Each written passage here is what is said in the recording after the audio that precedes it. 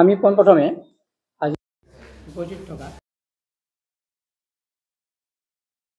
কৃতজ্ঞতা আমি জ্ঞাপন কৰিছোঁ। অষ্টম বাৰ্ষিক জয়গাঁও পূৰ্বাঞ্চলিক ৰাজহুৱা ৰঙালী বিহু উৎসৱ ভাগি 10 আৰু 11 মে দুদিনীয়া কাৰ্যসূচীৰে জয়গাঁও পূৰ্বাঞ্চলিক শান্তি মিলন নাট্য মন্দিৰত উদযাপন কৰাৰ সিদ্ধান্ত গ্ৰহণ কৰাৰ পাছত উদযাপন সমিতিয়ে পূৰ্ণ পৰ্যায়ৰ প্ৰস্তুতি চলাই থকা হৈছিল।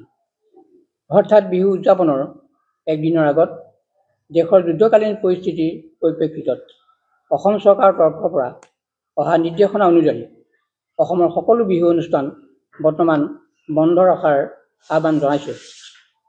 সেয়েহে যুদ্ধকালীন পৰিস্থিতিৰ লগত চৰকাৰৰ নিৰ্দেশনা মৰ্মে আমাৰ জয়গাঁও পূৰ্বাঞ্চলিক ৰাজহুৱা ৰঙালী বিহু উৎসৱ ভাগি সাময়িকভাৱে স্থগিত ৰখাৰ সিদ্ধান্ত আপোনালোকৰ প্ৰচাৰ মাধ্যমৰ যোগেদি ঘোষণা আগবঢ়োৱা হ'ল। পৰৱৰ্তী সময়ত বিহু উদযাপন সমিতিৰ সিদ্ধান্ত সংবাদ মাধ্যমৰ যোগেদি পুনৰ ৰাজহুৱা কৰা হ'ব। হয়, সমিতিৰ পৰৱৰ্তী সভা আমি আহ্বান কৰিম। এই সভাৰ সিদ্ধান্ত অসম চৰকাৰৰ পৰা যি নিৰ্দেশনা আহে সেই নিৰ্দেশনা অনুযায়ী আমি পৰৱৰ্তী সিদ্ধান্ত ল'বলৈ সিদ্ধান্ত আমি গ্ৰহণ কৰা হ'ব। হয়, ধন্যবাদ। ইতিমধ্যে আমি সকলোৱে অৱগত যে দেশ এক জটিল পৰিস্থিতিৰ মাজেৰে আগবাঢ়িছে। ইতিমধ্যে যুদ্ধৰ দামামা বাজি উঠিছে আৰু সেই সম্পৰ্কে দায়িত্বশীল নাগৰিক হিচাপে আমি সকলোৰে পালনীয় কৰ্তব্য আছে।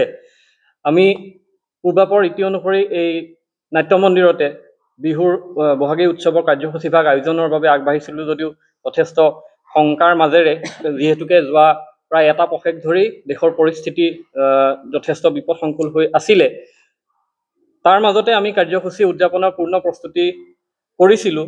কিন্তু হঠাতে কালি ৰাতিৰ পৰা যিহেতু পৰিস্থিতি যথেষ্ট অৱনতি ঘটিছে, গতিকে সাম্প্ৰতিক পৰিস্থিতিৰ প্ৰতি লক্ষ্য ৰাখি লগতে আমাৰ অসমৰ মাননীয় মুখ্যমন্ত্ৰী ডক্টৰ হিমন্ত বিশ্ব শৰ্মাদেৱৰ যি আহ্বান, সেই আহ্বানৰ প্ৰতি সঁহাৰি জনাই আমিও অনুভৱ কৰিছোঁ যে এইটো সময় আচলতে আনন্দ উল্লাস বা তেনেধৰণৰ উৎসৱৰ সময় নহয়। আমি সকলোৱে একজন দায়িত্বশীল নাগৰিক হিচাপে সজাগ সতৰ্ক হৈ পৰিস্থিতিৰ প্ৰতি লক্ষ্য ৰাখি আমি নিজৰ দায়িত্ব পালন কৰিব লাগিব। সেয়েহে আমি সিদ্ধান্ত লৈছোঁ, আমি তাৎক্ষণিকভাৱে উদযাপন সমিতি আজি ইয়াত একত্ৰিত হৈ আমি সিদ্ধান্ত কৰিলোঁ যে চৰকাৰৰ আহ্বানৰ প্ৰতি সঁহাৰি জনাই আমি এই কাৰ্যসূচী ভাগ সাময়িকভাৱে স্থগিত ৰাখিছোঁ। পৰিস্থিতিৰ ওপৰত নজৰ ৰাখি ভৱিষ্যত কাৰ্যপন্থা নিৰূপণ কৰিম, আমি সেই বিষয়ে আজি সিদ্ধান্ত লৈছোঁ। হয়তো আমি যদি পৰিস্থিতি উন্নত হয়, পৰৱৰ্তী পৰ্যায়ত কি পদক্ষেপ গ্ৰহণ কৰা হ'ব সেই বিষয়ে আমি সংবাদ মাধ্যমৰ যোগেদি বিষয়সমূহ ৰাজহুৱা কৰিম।